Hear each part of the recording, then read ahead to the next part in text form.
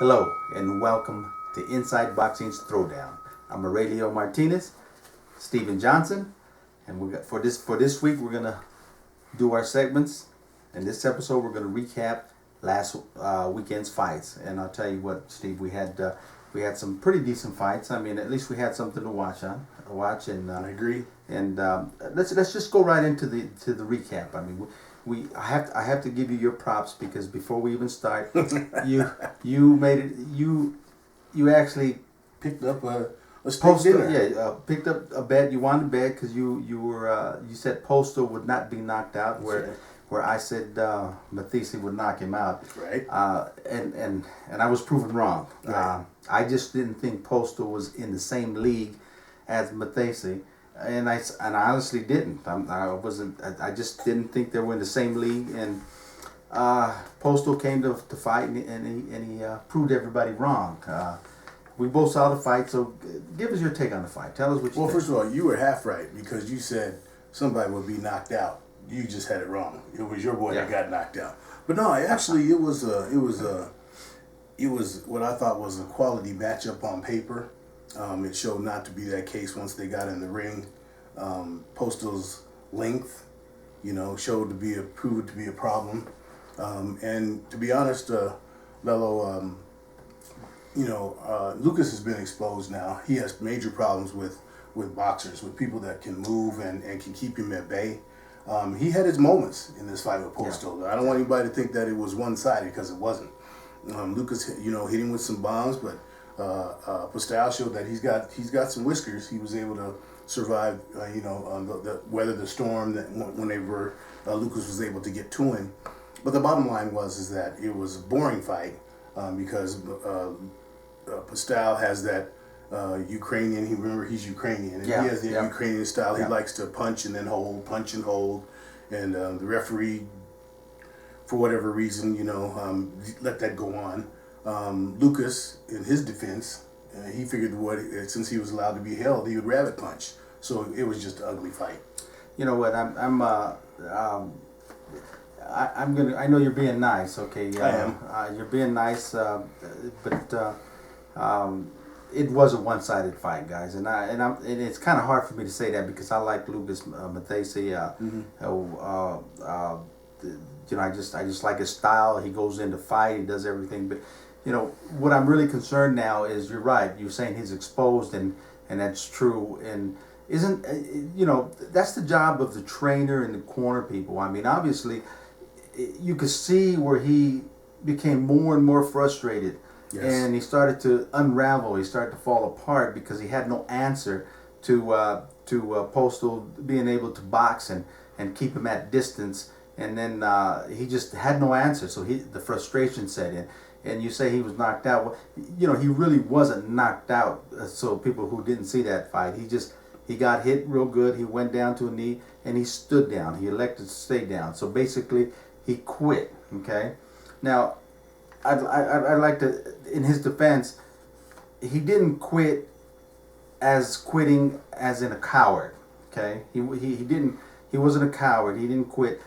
He quit out of frustration, and there is a difference. I mean, you do have fighters out there that quit in a cowardly manner, but you don't. But that wasn't the case here. This was the case where he just knew he had no answer. He couldn't get inside.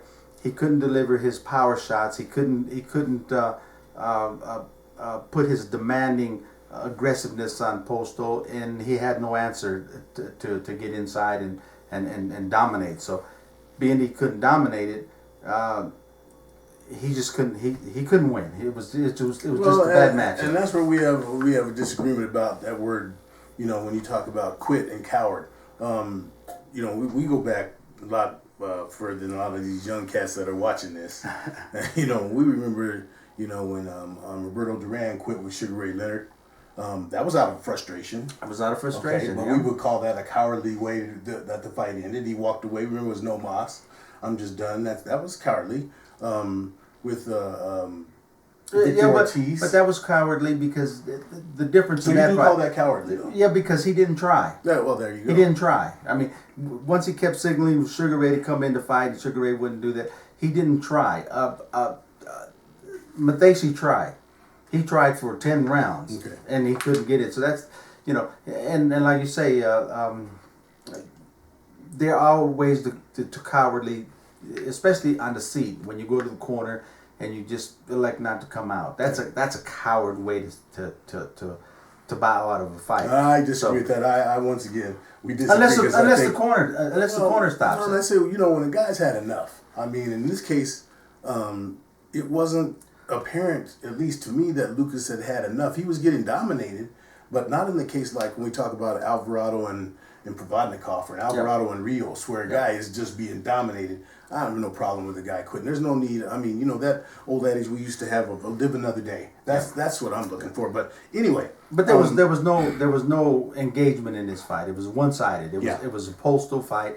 And let me tell you, let's talk about the referee, because and before everyone starts calling me, I'm not saying that the referee was favoring anyone or not. It was just, I believe his name is Reese. Okay, his first name, I forget if his first name was Alex or Andy, but the referee Reese, that's the way he referees, and it was just a bad situation for Matthysse. It was a bad ref for Matthysse. It was a good ref for Postal, because he never let him engage when they were engaged. As a matter of fact, there was a couple of occasions that I saw that when Postal did hold on, where Matthysse would swing him around and get to a place where he can actually deliver a punch, and the referee would break him up, and he wouldn't allow them to engage in close quarters. If you get a referee that his style is to let him fight, where he says box out, then tap the hands and box out, then the whole demeanor of that fight changes. Okay, but it was just a situation. It was unfortunate that they had a referee that had that style. But then again, I'm not blaming the referee, because that's his style. It all comes down to the fighter. Matthysse has to be talented enough to change and adapt to that, because things happen in boxing where you've got to change. And he just didn't have no answer. And like you say, he doesn't have an answer to a boxer. So he needs to do something at home. He needs to change up, maybe come to the United States or to go to Russia or go somewhere, but he has to change that whole training team that he has, because you can't stop learning as a boxer. You can never stop learning. So I still think he can come back and do some things, but he has to make that change, or else people are just going to box his ears off. Well, since you made that reference to the referee, let me talk about fight on the undercard. First of all, the main co-main event was Antonio Orozco. He got the unanimous decision over Humberto Soto. And it was a pretty good fight. Soto was a tough out. It was a good fight. Soto was a tough out, but Orozco showed that he's definitely a factor, okay? But on the undercard, there was a disturbing fight. We had a kid that I'm very familiar with the radio. He's from Landover, Maryland. His name was Kevin Rivers Jr. And Kevin was, I believe he was 12-0 with 9 KOs going into the fight. They had him fight a kid by the name, well, he's not a kid, but they had him fight a guy, and I can't remember what his name was. Jesus, man, it's hard for me to remember. But anyway, his name was Ochoa. I remember that. Ochoa, yeah. Okay, and his record was like very bad. It was upside down. Yeah, 6-10 or something like that. And they had him, and anyway, Ochoa knocked Kevin down in the first round. He knocked him down in the second round. Totally dominated the fight. 2 of the judges had the fight one-sided, like it was. One judge had it a draw, and because you mentioned that judge's name, I like I said, I have the same problem. It's just when you have a guy that. Let me just say this, okay? You always tell me I'm too nice. Yeah. I'm not gonna be nice about this. Kevin Rivers was a top-ranked prospect. Yep. Okay, and even though he's from Maryland and he's fighting in California. Yep. Okay. Yep. So there was no home cooking other than the top-ranked home cooking. Yep. And I don't like that. And I'll say that. Not like I said, I'm very familiar with Kevin. He's talented. I guess they underestimated this Ochoa guy. But the bottom line is that the referee. Well, the judges. There's one judge. Yeah, we get to a point where we know there's a problem in boxing. There's plenty of problems in boxing, and that's one of them. And it goes back to, I mentioned it before, is the promoters select the officials. Well, I don't know if they select them, but they pay the officials, okay, and the referees. So naturally, these referees are going to try to satisfy the promoter so they can get more work. Okay, so that's a problem. You know, we've got to take that away from them. We've got to take that away from them. And one other fight on the undercard, in case anyone cares, you have Mercedes Augusta. You know, he got the unanimous decision win over Miguel Mendoza. That's right. Okay. And we also had Adrian Broner win his fight as he was supposed to, and there's really nothing to report there.